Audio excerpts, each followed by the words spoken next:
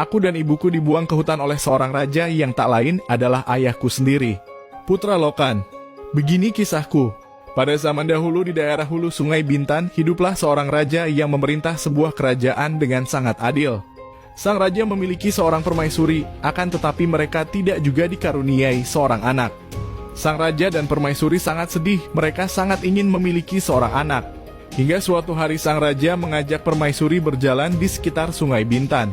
Tiba-tiba saja pada saat itu sang permaisuri terjatuh pingsan tanpa diketahui penyebabnya. Melihat istrinya terjatuh pingsan, sang raja sangat panik. Lalu sang raja memanggil seorang tabib kerajaan untuk menyembuhkan sang permaisuri. Akan tetapi di luar dugaan, sang tabib tidak bisa menyembuhkan permaisuri. Alasannya ternyata karena permaisuri sedang hamil. Mengetahui sang permaisuri hamil, sang raja terkejut dan sangat senang. Seluruh rakyat kerajaan pun turut bersuka cita menyambut kelahiran penerus kerajaan. Saat untuk melahirkan pun tiba.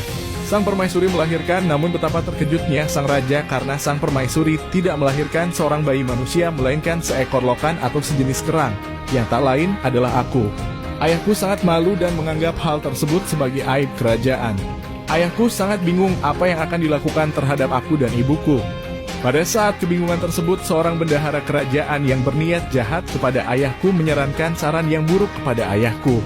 Ia mengusulkan agar aku dan ibuku dibuang ke dalam hutan agar tidak menyebabkan rasa malu bagi raja dan pihak kerajaan.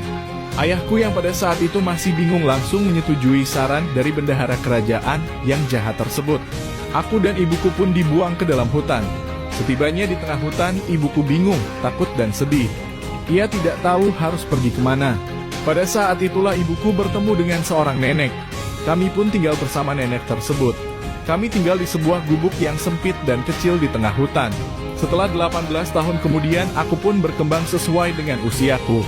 Tiba-tiba di suatu malam pada saat bulan purnama, muncul seorang pemuda yang sangat tampan. Dari dalam kolam pemuda itu adalah aku. Pemuda yang selama 18 tahun berada dalam lokan.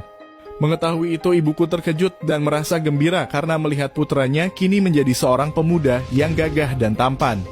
Tak lama kemudian aku dan ibuku berangkat menuju kerajaan. Kami ingin bertemu dengan sang raja dan hendak melihat-lihat suasana kerajaan yang sekarang.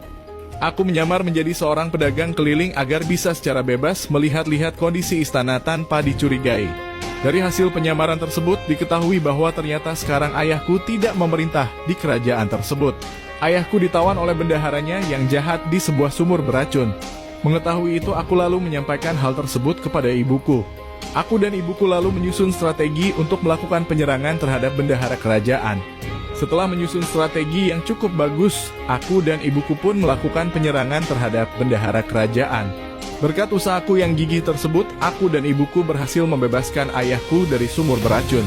Ayahku merasa sangat berhutang budi kepadaku dan tanpa ia sadari kalau aku adalah anaknya. Ia pun heran dan bertanya, "Siapa sebenarnya engkau wahai anak muda?" "Aku bukan siapa-siapa, biarlah nanti ibuku yang akan menjawab siapa diriku sebenarnya. Sebentar lagi ibuku akan datang kemari," sahutku. Tak lama kemudian ibuku pun datang. Raja terkejut melihat wanita yang datang tersebut adalah permaisurinya yang pernah ia buang ke hutan dulu. Hingga akhirnya ibuku menjelaskan siapa sebenarnya pemuda di hadapan sang raja yang sudah menolongnya tersebut. Mengetahui kejadian yang sebenarnya, ia pun menyesal telah membuat dan mengasingkan anak istrinya ke tengah hutan akibat hasutan dari bendaharanya yang jahat. Ayahku lalu meminta maaf atas kesalahannya tersebut. Aku dan ibuku pun memaafkan kesalahan sang ayahku.